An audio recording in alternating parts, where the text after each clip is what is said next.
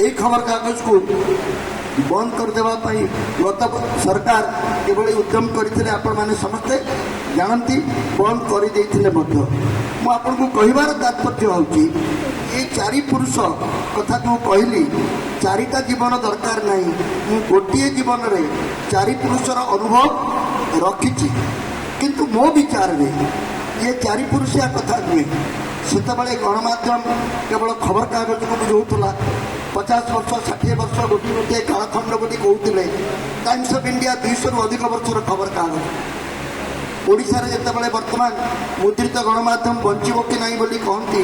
मु सदाबले गोटे प्रश्न पचारे तुम्हें एत व्यस्त कहीं रोच खबर कागज बंचब नहीं छपा कागज बंचब नहीं बही कहीं किड़ीमे नहीं धड़ा कला अक्षर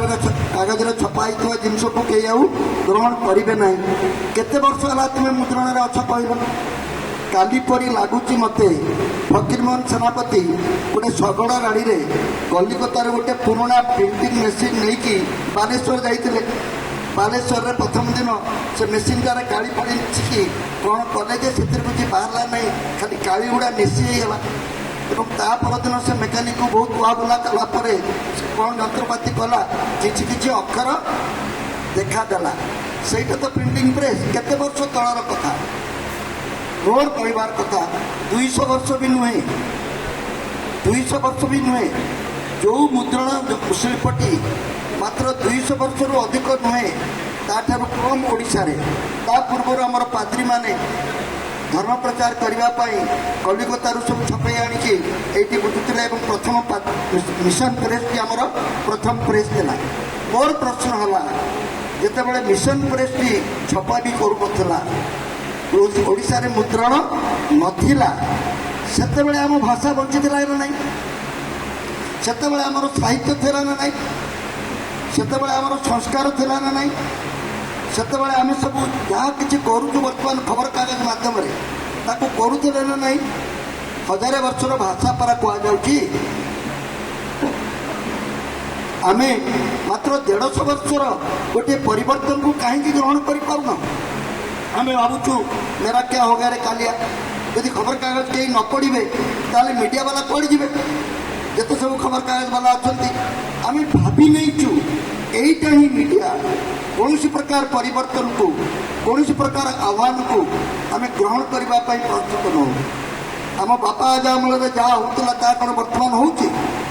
आम पिला माने आम कथा मानने को प्रस्तुत अच्छा ये गोटे प्रभावमान नदी भली क्या कहीं अटकई पारे ना आमको तात्वित ताल दे चलने पड़ो किंतु मूल मंत्रटी है गोटे गणतांत्रिक व्यवस्था रे गोटे गणमाध्यम गोटे विराट बड़ भूमिका अच्छे गोटे गणतांत्रिक व्यवस्था रे सर्वनिम्न स्तरटी है व्यक्ति ए व्यक्ति नागरिक पर्यंत जाए व्यक्ति एवं नागरिक भितर आहरी अनेक स्तर अच्छी मु गोटे व्यक्ति मोर गोटे परिवार अच्छी ए परिवार बाहर मु गोटे अंचल बास करे मोर गोटे धर्म अच्छी मोर गोटे भाषा अच्छी मोर गोटे रीति रिवाज अच्छी तार चारिपाखे मु गोटे देश रहे राजनीति कथा जिते आलोचना करा मु विभिन्न संगठन रे अंतर्भुक्त होती पार्टी सबुठारु बड़ संगठन आम गणतंत्र पाई तेणु यही व्यक्ति परिवार सहित संपृक्त निज अंचल सहित संपृक्त निज धर्म भाषा संस्कार सहित संपृक्त एवं निज राजनैतिक अनुगत्य दृष्टि गोटे पार्टी सहित संपृक्त एवं सभा शेष जो बड़ परिस्थिति अच्छी निज माटी जहाँ को आम निज देश बोली कहूँ पृथ्वीर नागरिक हिसाब से गणना कले ये गोटे विराट बड़ परिवेश जहाँ को नागरिक समाज बोली कहुपे मो विचार में आमर सर्वश्रेष्ठ परिस्थिति है आम समस्ते नागरिक समाज अंशभुक्त सबु पार्टीर लोक मैंने सबु धर्मर लोक मैंने सबु वर्ग बा जातिर लोक मैंने सबु अंचल लोक मैंने नागरिक समाजर अंश गोटे बिंदु गोटे व्यक्ति କିନ୍ତୁ ପରିଧି ଅନେକ ଫରୁଆ ଭିତରେ ଫରୁଆ ଫରୁଆ ଭିତରେ ଫରୁଆ ଯେମିତି ଆମେ କହୁ ଠିକ୍ ସେହିପରି ବ୍ୟକ୍ତିର ଗୋଟିଏ ପରିଚୟ ଗୋଟିଏ ବ୍ୟକ୍ତି କିନ୍ତୁ ବିଭିନ୍ନ ପରିଚୟ ବର୍ତ୍ତମାନର ସଂକଟଟି ହେଲା ନାଗରିକ ସମାଜର ଯେଉଁ ପରିଚୟ ନେଇ ଆମେ ନାଗରିକ ହିସାବରେ ପରିବାର କରୁଛୁ ଚଳୁଛୁ ତା ପାଇଁ ଅନେକ ଗୁଡ଼ିଏ ଆନୁଷଙ୍ଗିକ ବ୍ୟବସ୍ଥା ଦରକାର ସର୍ବଶ୍ରେଷ୍ଠ ଆନୁଷଙ୍ଗିକ ବ୍ୟବସ୍ଥା ହେଲା ଗୋଟିଏ ସୁନାଗରିକ ହେବା ପାଇଁ ତା ପାଖରେ ପ୍ରକୃତ ତଥ୍ୟ ପହଞ୍ଚିବା ଦରକାର ସେ ଜାଣିବା ଦରକାର ଯେ ତା ଚାରିପାଖରେ କ'ଣ ହେଉଛି ତାକୁ ଜଣେଇବ କିଏ এইটি হয়েছে আমার গোটিয়ে বিরাট বড় সমস্যা আপনার সমস্তে গোটিয়ে কথার বিশ্বাস করতে এই নাগরিক সমাজে আমমানকু টিকে তেলাইবা আমমানকু টিকে উৎসাহিত করা আমি গোটে না দিয়াযাচ্ছে আমি হলু চতুর্থ স্তম্ভ কহিদেলে সাংবাদিক ভাই মানে ভারি উল্লসিত হয়ে যাবে মানে আমার প্রথম স্তম্ভ বসছেন এইটি সুকান্ত ভাই প্রথম স্তম্ভ আমি হলু চতুর্থ স্তম্ভ দ্বিতীয় স্তম্ভ কিଏ দ্বিতীয় স্তম্ভକୁ ଆପଣ ଡାକିଥିଲେ ସେମାନେ ଆସିନାହାନ୍ତି ବିଭିନ୍ନ କାରଣରୁ କଲେକ୍ଟର ସାହେବ କିମ୍ବା ଆପଣଙ୍କର ଏସ୍ପି ସାହେବ ନହେଲେ ଆମର ପାଣ୍ଡିଆନ ସାହେବ ଏମାନେ ହେଲେ ଦ୍ୱିତୀୟ ସ୍ତମ୍ଭ ସାମ୍ବିଧାନିକ ହିସାବରେ ତୃତୀୟ ସ୍ତମ୍ଭ କିଏ ଜଜ୍ ବାବୁମାନେ ନ୍ୟାୟପାଳିକାମାନେ ତେଣୁ ସାମ୍ବାଦିକମାନଙ୍କୁ ଯେତେବେଳେ ଚତୁର୍ଥ ସ୍ତମ୍ଭ କହିଦିଆଯାଏ ସେମାନେ ଆଉ ଇନ୍ଦ୍ରଚନ୍ଦ୍ର ମାନନ୍ତି ନାହିଁ ମୁଁ କିଏ ଜାଣିଛୁ ପାର୍ଲାମେଣ୍ଟରେ ଏମ୍ପି ମାନଙ୍କର ଯେତିକି କାଟତି ଏଠି ଆଇଏଏସ୍ ଅଫିସର ମାନଙ୍କର ଯେତିକି କାଟୁଛି ଏଠି ନ୍ୟାୟପାଳିକା ମାନଙ୍କର ଯେତିକି କାଟୁଛି ମୋର ବି ସେତିକି କାଟୁ ଆମେ କିଛି କମ୍ ନୁହେଁ ତେଣୁ ଆମକୁ ଟିକେ କିଏ ସାମ୍ନାରେ ଚୌକି ନଦେଲେ ଆମେ ରୁଷିକି ପଳଉ ଆମ ପାଇଁ ଭଲ ଖାଇବା ବ୍ୟବସ୍ଥା ନହେଲେ ଆମେ ତା ନାଁରେ ମେଞ୍ଚେ ମିଛରୁ ଲେଖିଦେଉ ଏହିସବୁ ବ୍ୟବସ୍ଥାରେ ମୁଁ ଏକମତ ନୁହେଁ ସାମ୍ବାଦିକମାନେ ନିଜକୁ ଚତୁର୍ଥ ସ୍ତମ୍ଭ ବୋଲି ଭାବିବା ଉଚିତ ନୁହେଁ ନାଗରିକ ସମାଜକୁ ସମୃଦ୍ଧ କରିବା ପାଇଁ ଯାହା ଏକାନ୍ତ ପ୍ରୟୋଜନ ସମସ୍ତଙ୍କୁ ଅସଲ ତଥ୍ୟ ପ୍ରମାଣ ମିଳିବା ଦରକାର ଯେଉଁ ତଥ୍ୟ ଯେଉଁ ସୂଚନା ପାଇଲେ ସେମାନେ ଏକ ପ୍ରକୃତ ନାଗରିକର ଭୂମିକା ନିର୍ବାହ କରିପାରିବେ ସେ ତଥ୍ୟଟି ପାଇବ କେମିତି ପୂର୍ବରୁ ରଜାମାନେ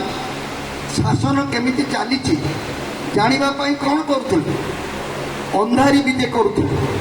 ଅନ୍ଧାରି ବିଜେ କରି ନିଜକୁ ଢାଙ୍କି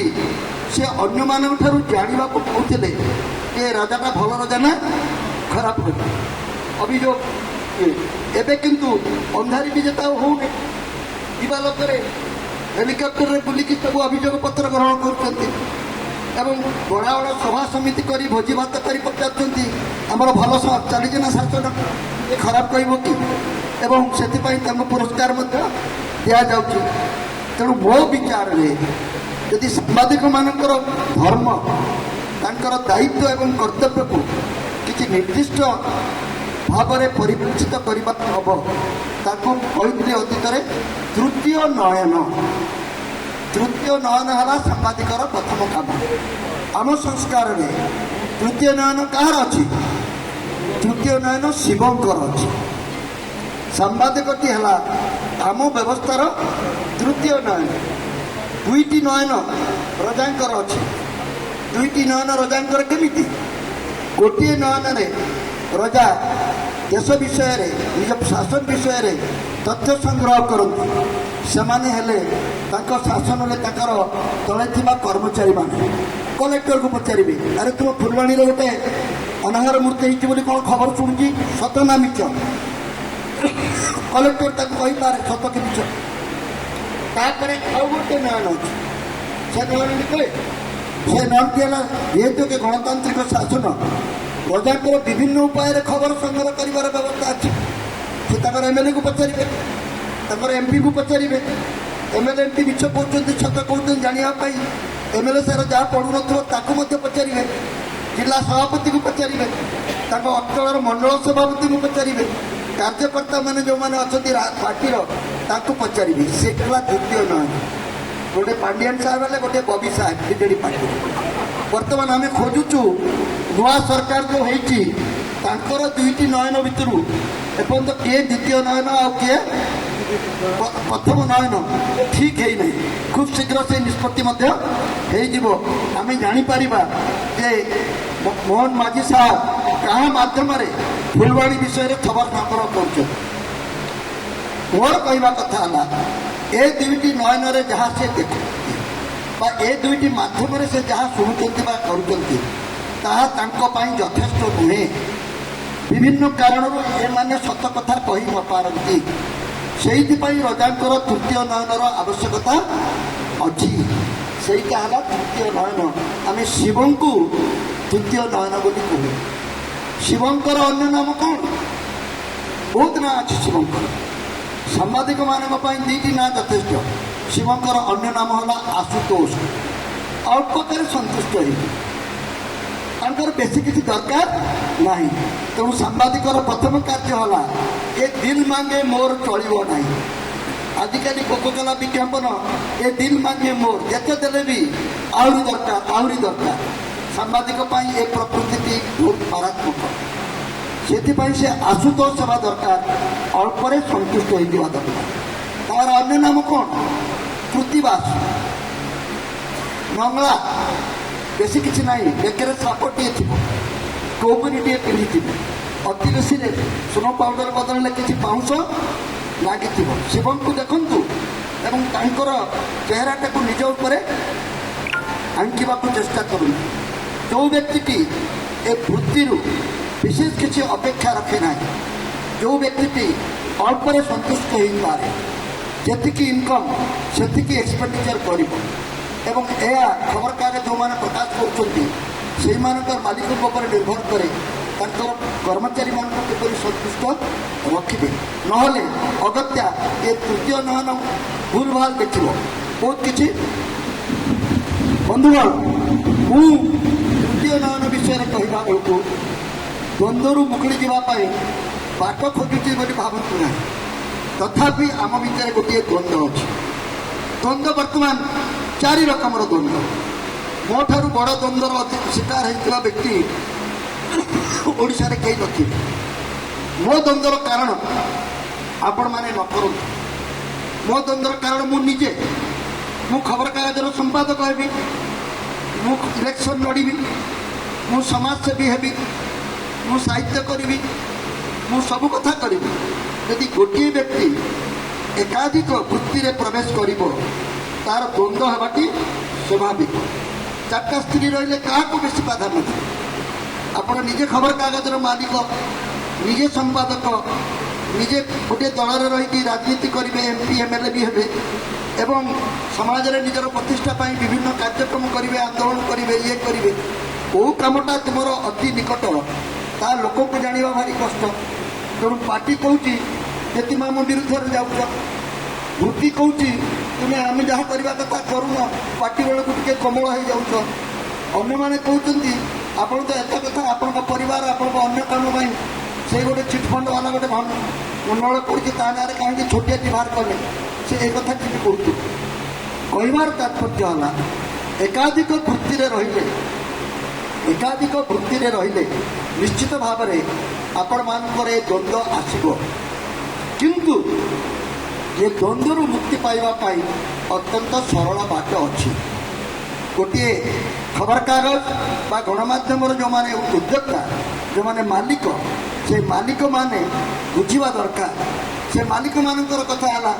ଏହାକୁ ଏକ ବ୍ୟବସାୟ ବୋଲି ଧରୁଛୁ। ଗଣମାଧ୍ୟମକୁ ବ୍ୟବସାୟ ବୋଲି ଧରିଲେ ଆପଣମାନଙ୍କ ଉପରେ ସମ୍ପୂର୍ଣ୍ଣ ଭାବରେ ନିର୍ଭର କରିବା ଦରକାର। ଗୋଟିଏ ଖବରକାଗଜର, ଗୋଟିଏ ଗଣମାଧ୍ୟମର ସବୁଠାରୁ ବଡ଼ ସୋର୍ସ ଅଫ୍ ରେଭିନ୍ୟୁ କ'ଣ? ଆଜି ଯେଉଁ କଥାଟି ରହିଲା ପ୍ରଥମ ପୃଷ୍ଠାରେ ବିଜ୍ଞାପନ ବାହାରିବ କି ନାହିଁ, ଏ ପ୍ରଶ୍ନ ହିଁ ନୁହେଁ। ବିଜ୍ଞାପନ ଉପରେ ଯଦି ଆପଣ ନିର୍ଭର କରିବେ ଏ ଦ୍ୱନ୍ଦ୍ୱଟି ରହିବ ହିଁ ରହିବ। ଆପଣ ଖବରକାଗଜ କାହା ପାଇଁ ବାହାର କରୁଛନ୍ତି? ଆମକୁ ଥଟ୍ଟାରେ ବିଜ୍ଞାପନଦାତାମାନେ କୁହନ୍ତି ଆପଣଙ୍କର ଯେଉଁ ଖବର ବାହାର କରୁଛନ୍ତି ସେଇଟା ଆପଣଙ୍କ ଇଚ୍ଛାରେ କରୁଛନ୍ତି, ଯେଉଁ ବିଜ୍ଞାପନ ବାହାର କରୁଛନ୍ତି ସେଇଟା ଆମ ଇଚ୍ଛାରେ ବାହାରୁଛି। ଅନ୍ୟର ଇଚ୍ଛାରେ, ଅନ୍ୟର ଚାପରେ ଯାହା ପ୍ରକାଶ କରାଯାଏ ତାହା ହେଲା ବିଜ୍ଞାପନ, ଆଉ ନିଜ ଇଚ୍ଛାରେ ଯାହା ପ୍ରକାଶ କରାଯାଏ ତାହା ହେଲା ଖବର। ଆମେ କାହା ପାଇଁ ଖବରକାଗଜ ବାହାର କରୁଛୁ? ମୋତେ ଲାଗୁଛି ଅଧିକାଂଶ ଲୋକ ଭାବନ୍ତି ଆମେ ଟାଟା ବିର୍ଲା ପାଇଁ ଖବରକାଗଜ ବାହାର କରୁଛୁ, ଆମ୍ବାନୀ ଆଉ ଆଦାନୀଙ୍କ ପାଇଁ ଖବରକାଗଜ ବାହାର କରୁଛୁ।